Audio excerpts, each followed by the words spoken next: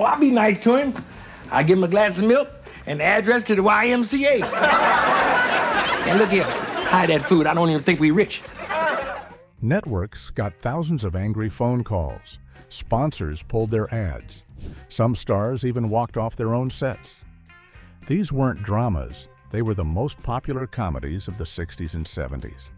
We're counting down the shows that defined an era by breaking all the rules, starting with a man who said the unsayable. 1. All in the Family.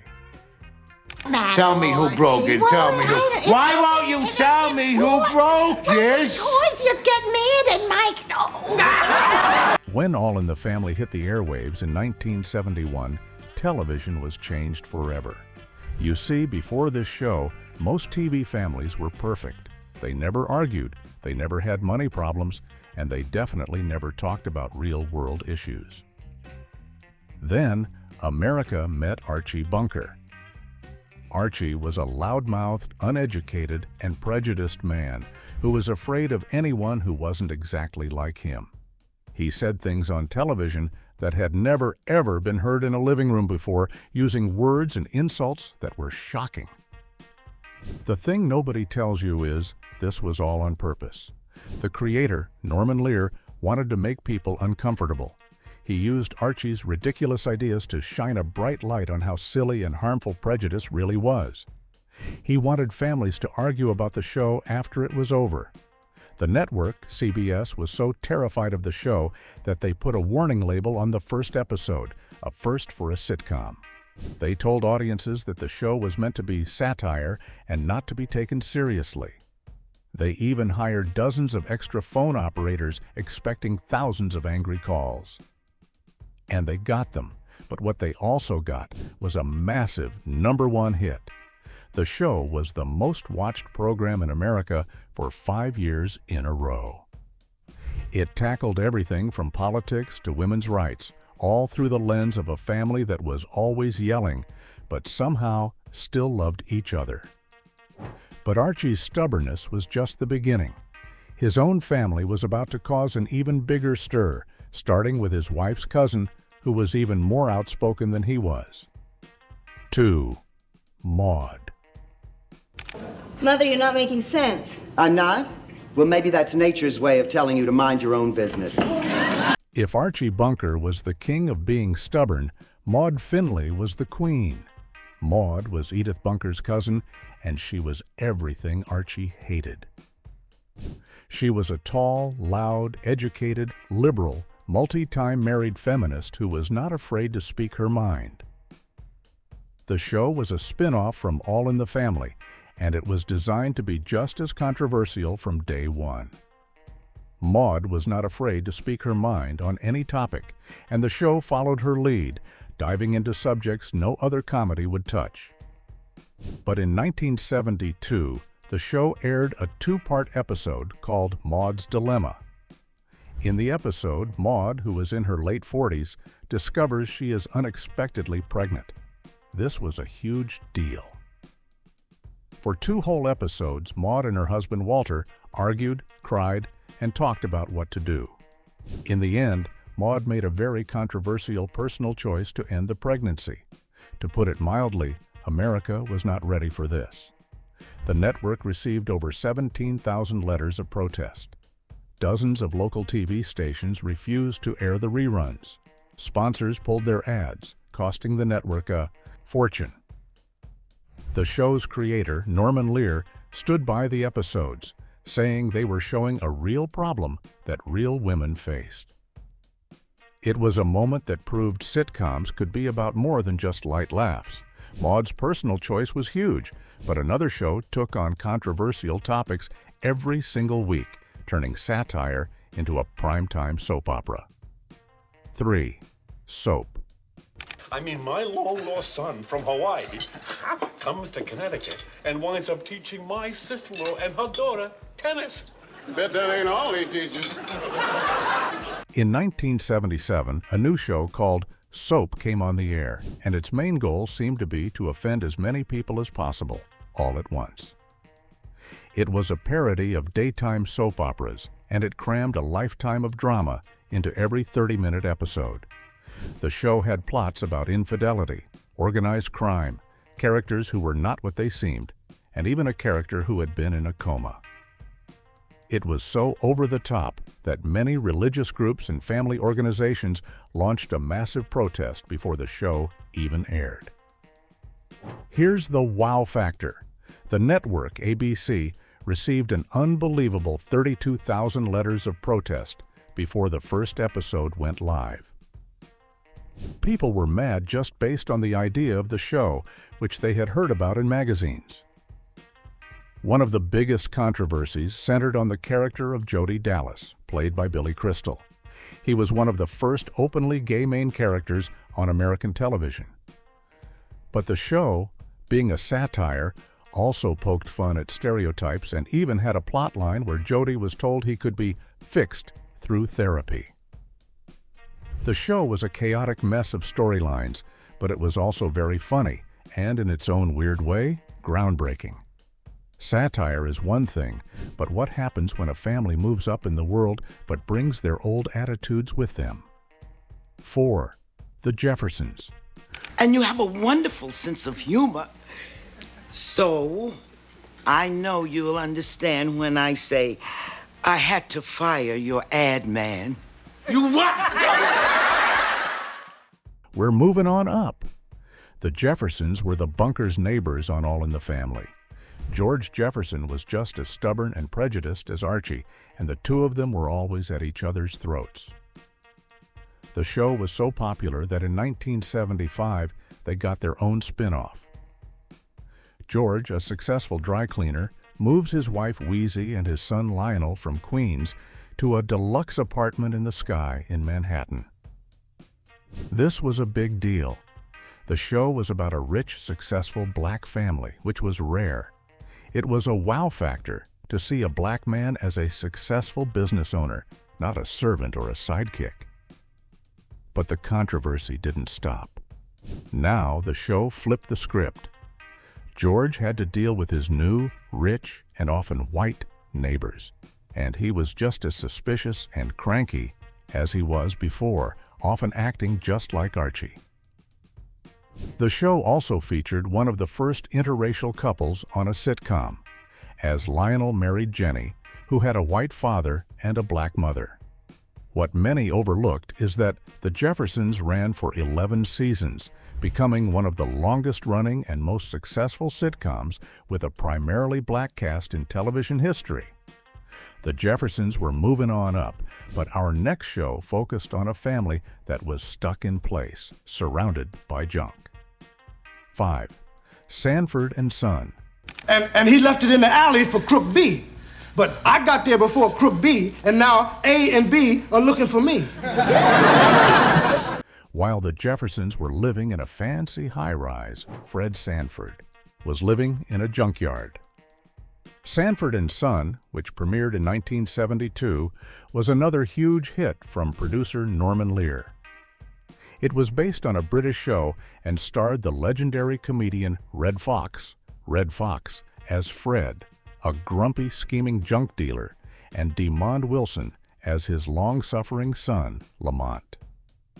The two were always arguing, and Fred was always faking a heart attack, clenching his chest and yelling, "This is the big one, Elizabeth. I'm coming to join you." The show was beloved, but it wasn't without its critics. Many people felt the show relied on old, negative stereotypes of black men as lazy and always trying to get rich quick. Fred was a character, but was he a good character for people to see? The star, Red Fox, was a wow factor all by himself. He was famous for his extremely raunchy, adults-only stand-up comedy albums. To put it mildly, cleaning up his act for TV was a huge challenge. His edgy humor always pushed the limit of what the network censors would allow, and the battles between him and the producers were legendary, with him even walking off the set for a while. Fred's junkyard was messy, but our next show's entire premise was built on one giant, messy misunderstanding. 6. Three's Company. Honey, there's a young couple here to see the house. Oh, wonderful. There you are. I want to see who. Come and Knock on Our Door. This show, which started in 1977, had a premise that was considered very, very risky for the 1970s. A young man, Jack Tripper, needs a place to live. He finds two young women, Janet and Chrissy, who need a roommate. The problem? Their landlords, the Ropers, are very old-fashioned and would never allow a man and two single women to live together. So they tell the landlords that Jack is gay. This simple lie was the engine for the entire show. Every episode was about farces, misunderstandings, and innuendo. The show was constantly winking at the audience, full of jokes about what the Ropers thought was happening upstairs. Critics hated it. They called it silly, lowbrow, and offensive. They famously said it was jiggle TV, meaning people only watched for the female characters' outfits. The show was criticized for objectifying the female characters and for making fun of gay stereotypes. But audiences loved it. It was a massive hit. The real wow factor, though, was the behind-the-scenes drama. Star Suzanne Summers, who played Chrissy, demanded a pay raise equal to her male co-star, John Ritter. The network refused, and she was fired, leading to one of the most famous contract disputes in TV history. Three's Company was all about misunderstandings, but our next show was about the harsh realities of life with no misunderstanding at all. 7. Good Times. Gary, my name is Miss Forbes, and I just may be your brand new bus driver. Well, bus driver you may be, but brand new you ain't. Good Times was actually a spin-off of Maude. Florida Evans, Maude's housekeeper, left a star in her own show about her family living in a poor housing project in Chicago. This was a landmark show. It was the first sitcom to feature a two-parent black family. James and Florida Evans were doing their best to raise their three kids, JJ, Thelma, and Michael, in a tough situation. The show dealt with serious issues like poverty, unemployment, and gang problems. But the show became controversial for the very thing that made it famous. The breakout star was Jimmy Walker, who played the oldest son, JJ. His goofy personality and his catchphrase, "Dynamite," became a national phenomenon. But the show's main stars, Esther Roll and John Amos, who played the parents, hated it. They felt the show was becoming a cartoon. They had signed up to do a serious show about a family's struggles, and instead, it was becoming all about JJ's silly hats and antics. This creative clash became a huge wow factor, leading to John Amos being fired from the show after a bitter fight with the producers. Esther Roll also left for a season. She was so unhappy with the show's direction. The Evans family fought poverty, but our next show took us inside a school where the kids were just trying to get by. 8. Welcome Back. Cotter. Well, yeah, that's absolutely correct. You see, because like every time I come into the room, everybody goes, "Hey, Epstein!" Welcome Back. Cotter took us to a high school in Brooklyn, where a teacher named Gabe Cotter returns to his old school to teach a group of rowdy, underachieving students known as the Sweat Hogs. The Sweat Hogs were a gang of kids who were always in trouble, but they had hearts of gold.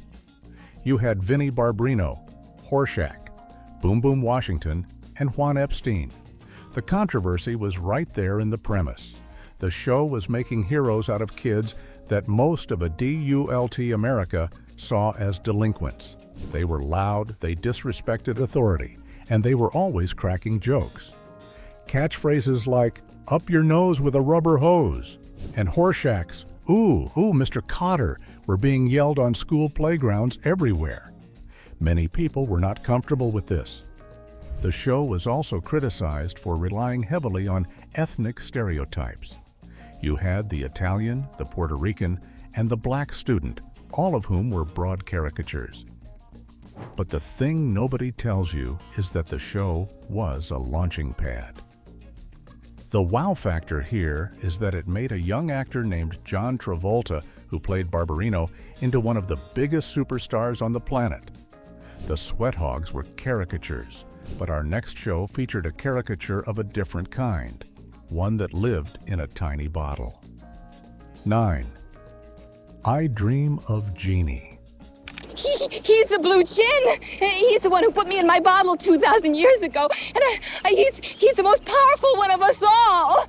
Well, it's certainly a pleasure to meet you, sir. On the surface, I Dream of Jeannie looks like a perfectly innocent 1960s fantasy show.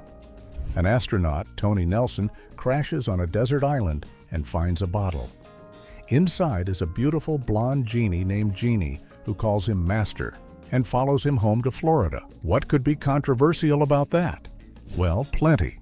For one, the whole idea of a woman in a harem-style outfit living with a single man and calling him Master made a lot of people in the growing women's movement very upset.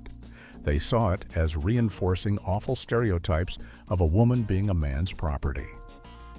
The show's creator, Sidney Sheldon, always said it was a story about a strong woman who could do anything, but many critics didn't see it that way.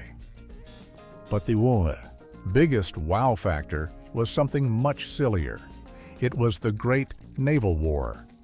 The network censors at NBC were obsessed with Jeannie's costume. They declared that the actress, Barbara Eden, was not allowed to show her belly button. Ever. The show's producers had to make sure her pink pants were high-waisted enough to cover it in every single shot. It seems funny now, but it was a huge battle at the time. Jeannie was stuck with her master, but our next show was about people who were stuck without one on a deserted island. 10. Gilligan's Island. It's a mine. A great big mine. Skipper! Hey, Skipper, where are you? Skipper, you gotta see this. It kind of has... Gilligan's Island is another show that seems like the definition of harmless fun. 7 castaways get shipwrecked on a deserted island and have silly adventures. You had the millionaire, the movie star, the professor, and the rest. But believe it or not, this show was right in the middle of the same controversy as I Dream of Jeannie. It was all about the outfits.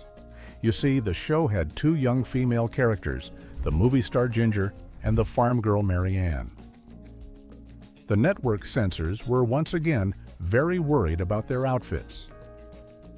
The naval wars were in full swing, and both actresses had to be careful, but the show also faced a different kind of controversy.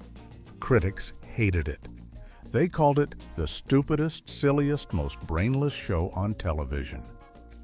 The wow factor is that even though audiences loved it and the ratings were great, the head of the network, a man named William Paley, personally despised the show. He thought it was low class. He canceled it in 1967 to make room for a smarter show, a move that stunned the cast, who were all on vacation and only found out when they read it in the paper. Gilligan's Island was make-believe, but our next show brought real-world tensions between 2 men in a garage. 11. Chico and the Man. Can't you see he doesn't want help? All he wants you to do is tell him what to do and then let him do it all by himself. Now you go and apologize. Wait a minute, I'm the boss here. Don't give me any orders. In 1974, Chico and the Man premiered, and it had a premise built on conflict. Ed Brown, played by Jack Albertson, was a cranky, prejudiced old man who owned a rundown garage in a changing East Los Angeles neighborhood. He insults everyone, especially the young, optimistic Chicano man named Chico, played by Freddie Prinze, who shows up looking for a job. The show was the first American sitcom to be set in a Mexican-American neighborhood, which was a huge step, but it was immediately controversial.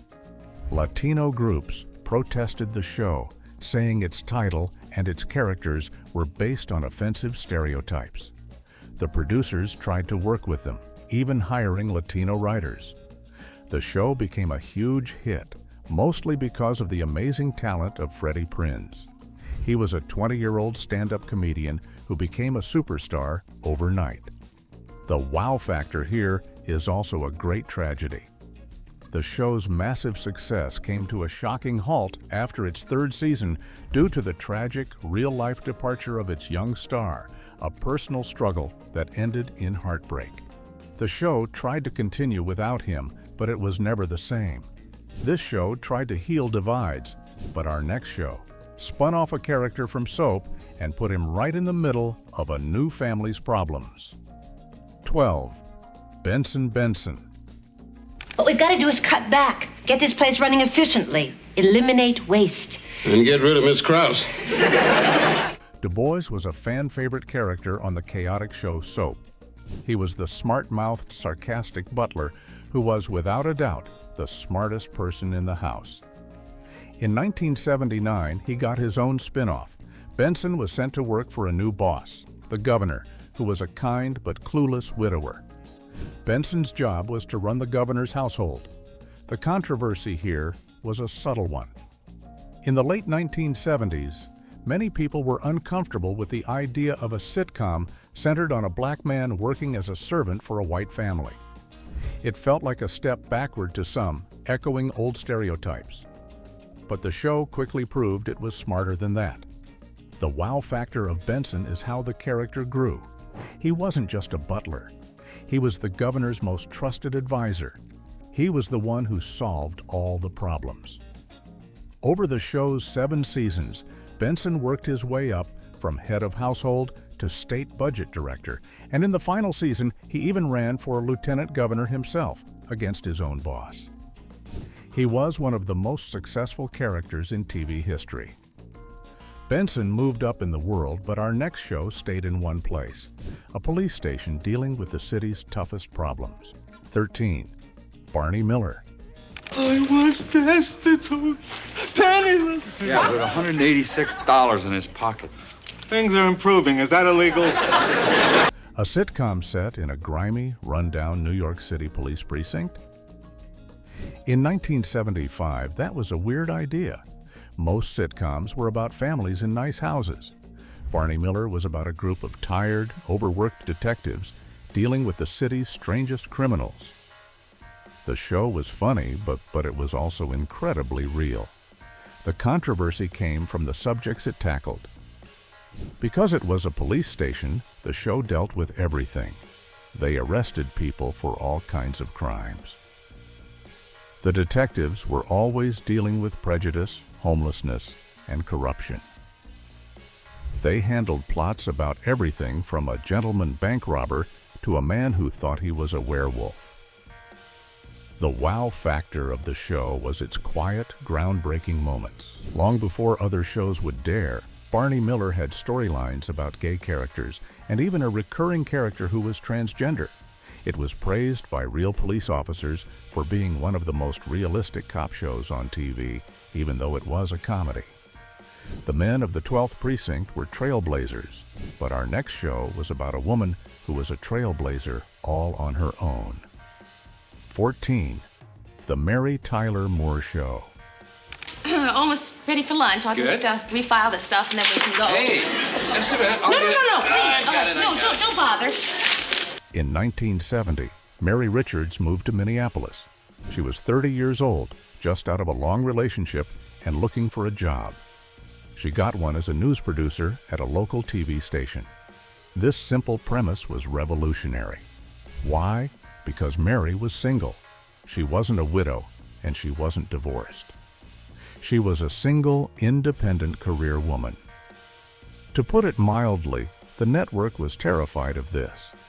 The wow factor is that in the original plan, Mary was supposed to be a divorcee.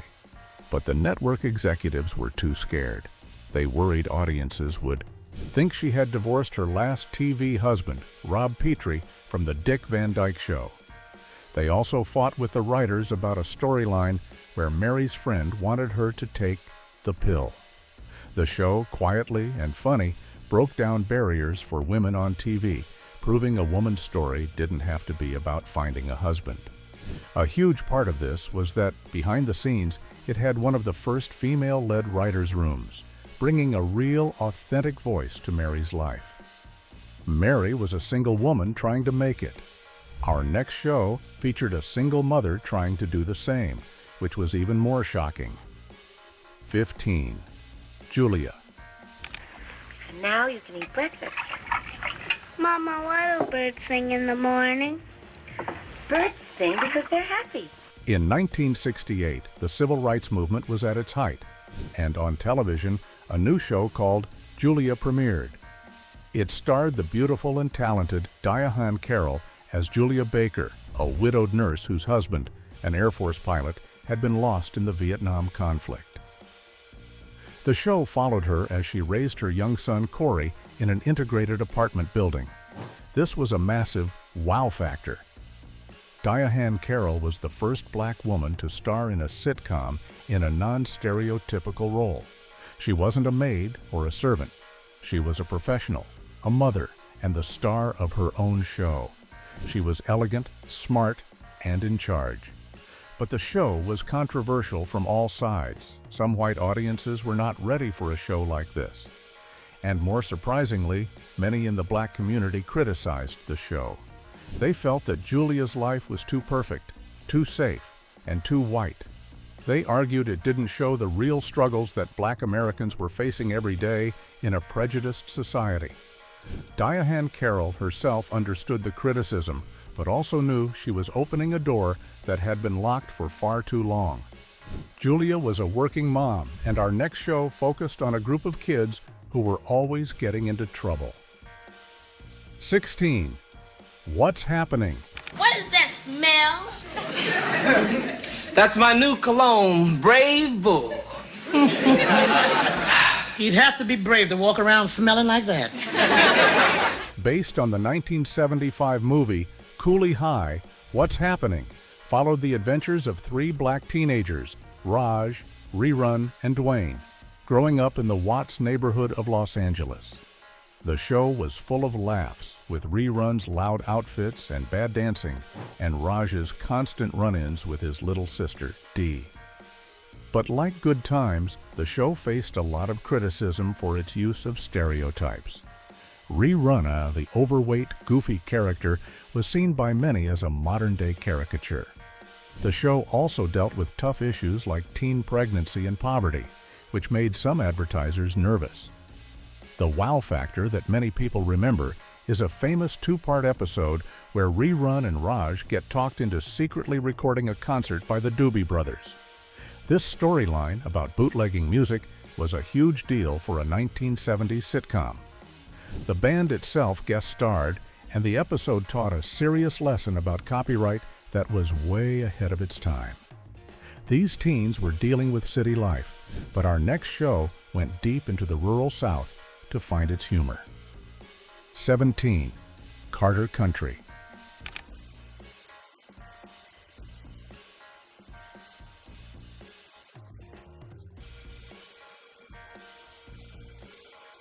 In 1977, Carter Country tried to take the All in the Family formula and move it to rural Georgia. The show is set in the small town of Clinton Corners, right after the election of President Jimmy Carter. The story follows a white, old-fashioned police chief, Roy, who has to work with a new deputy, Curtis, who is black, college-educated, and from the North.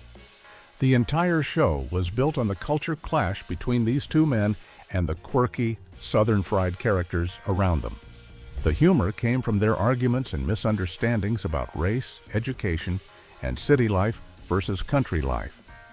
It was a classic fish-out-of-water story, but with serious racial undertones. The show was trying to be relevant and tackle the post-civil rights era South. But what many overlooked is that critics and audiences felt it was heavy-handed. It was accused of being a forced copy of other, smarter shows and relying on old, tired stereotypes of country bumpkins to get laughs. Carter Country was set in a police station, but our next show was set in a high school classroom that felt just as real. 18. Room 222. And suppose this new subject isn't taught at Tyler, but we teach it here. What then? Okay, I get it. I'm not sure I should, but I do. Before Welcome Back, Cotter, there was Room 222. This show, which started in 1969, was a quiet dramedy set in an integrated Los Angeles high school. It focused on a history teacher named Pete Dixon, one of the first positive portrayals of a black male lead on television. His classroom was a mix of students from all backgrounds. What made Room 222 controversial was its relevance. This show was one of the first to tackle the real issues that high school kids were facing. It wasn't just about homework and prom. The show had episodes about the Vietnam conflict, prejudice, women's rights, and values. It was a very gentle, preachy show. Some critics called it too preachy, but it was also winning Emmy Awards, including for Outstanding New Series. The wow factor was that it treated its teenage characters and their problems with respect, a rare thing for television at the time. Room 222 talked about the conflict, but our next show got canceled for talking about it. 19. The Smothers Brothers Comedy Hour. I think it'd be great if you sung a song all by yourself. How about it, folks? Yeah? This one wasn't a traditional sitcom, but a variety show that was one of the most controversial and important shows of the 1960s. Tom and Dick Smothers, were two brothers who played folk songs and acted silly. But underneath the goofy exterior, their show was deeply political. They were young, and their audience was young, and they were very, very against the conflict in Vietnam. Their show was full of sharp, satirical skits that made fun of politicians and the war. The wow factor here is that the brothers were in a constant open war with the network censors at CBS. Every week was a fight to get their material on the air. Censors would cut jokes and even whole sketches, like a famous one with singer Pete Seeger, who was blacklisted. Finally, in 1969, even though the show was a top 20 hit, the network had enough. They fired the Smothers Brothers and canceled the show, a shocking act of censorship that made national news and started a huge legal battle. The Smothers Brothers were fired for being too political. Our last show wasn't political, but it was revolutionary for one simple reason. Its star was single. Chapter 20. That girl. What can I do for you, sir? How's the turkey hash? Oh, it's delicious. I had it yesterday. In 1966, 5 years before Mary Tyler Moore, there was That Girl. The show starred Marlo Thomas as Anne Marie, a young, aspiring actress who moves from her small town to the big city, New York, to follow her dreams. She gets a day job and has a nice, supportive boyfriend named Donald. So what was the big controversy? It was the exact same one Mary Tyler Moore would face. Anne Marie was a single woman living on her own. She was independent. She was focusing on her career, not just on getting married. In the 1960s, this was a radical idea. Many people were not comfortable with a show that seemed to suggest a woman didn't need a man to be happy. The final wow factor came at the very end. After 5 successful seasons, the network begged Marlo Thomas to end the show with Anne and Donald's wedding. She flat out refused. She insisted that the show had to end with Anne Marie still being an independent, single woman on her way to a new adventure, a powerful final statement that helped change television for good.